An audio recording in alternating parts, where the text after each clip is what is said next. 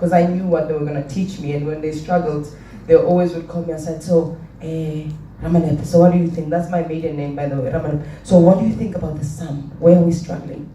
And the teacher would come back to class, yes, as I was saying. And, you know, and they assumed that it's because I was too clever, and that's why I was having mental issues.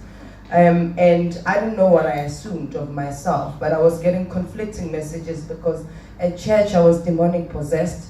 At home, I was the crazy one and the troubled one. And at school, I was extremely so I didn't fit anywhere into society.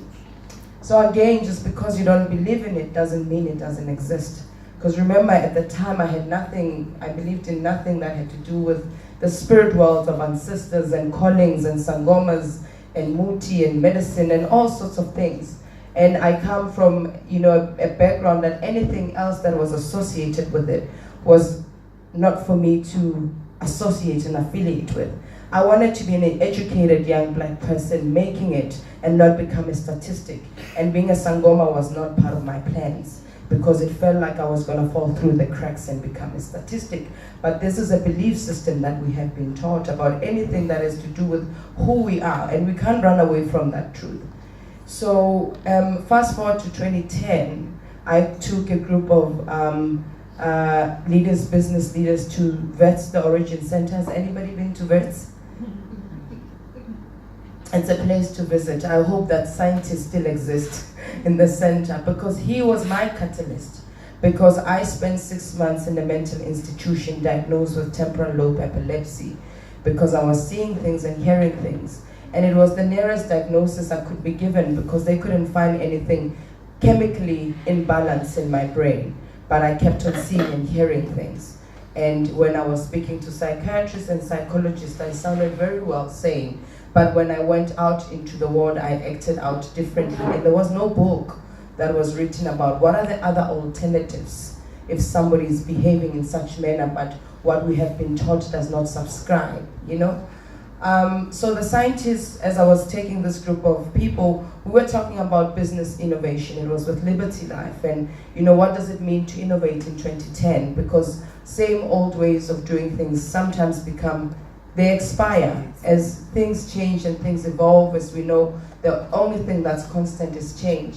So when I got there, the scientists spoke about innovation from an African perspective. And this was a white Afrikaner scientist. And I always say I love them because that's how also I open up to my own gifts. Because I remember when I was a storyteller at Moyo, every time they would see me, wow, Sangoma woman, throw the bones. Because you kind of exaggerated how we look. But it was a gift because then it showed me that there was something that others were seeing in me that I wasn't seeing in me. And it didn't matter where that perspective was coming from. Because sometimes we get very limited in our own way of thinking because a different perspective makes us feel a little bit uncomfortable because it might challenge what we believe in. It might challenge years of investments, but it might be what we need to be innovative when we are stuck. Because my understanding of the crisis that we are facing as a country and internationally is that sometimes the supply does not meet the need. We've got a lot of need of organs to be donated, and it means that we need to have conversations maybe with people who are slightly different like us, maybe crazy people like me, you know, to help us really innovate. And that's what that scientist said, you know, African shamans, which mean African traditional healers, sangomas, you know, or medicine men, have always been catalysts of innovation. And what has happened is that science, and this was from a scientist, science has failed to understand it, and sometimes misdiagnoses people who are birthed into a calling as psychotic people. I was sitting at the back of the room and I shed a tear because for the very first time, something said to me, there's nothing wrong with me hearing and seeing things, even though belief systems told me otherwise. So that was the beginning of my journey. Later that year, I went and trained to become a Sangoma. And becoming a Sangoma means that you are taken out of your comfort zone. You need to surrender and be submissive under somebody else's authority, instructions, and principles. It sounds easy if you are corresponding, but if you're living in somebody else's house 24 hours, it strips you off of everything. But the gift that gifted me, it opened me up into a world that I never knew it was possible. A world that has led me here to have this conversation with you. So it's been the greatest joy to be taking this work as a Sangoma that mid this year I decided to become one full-time.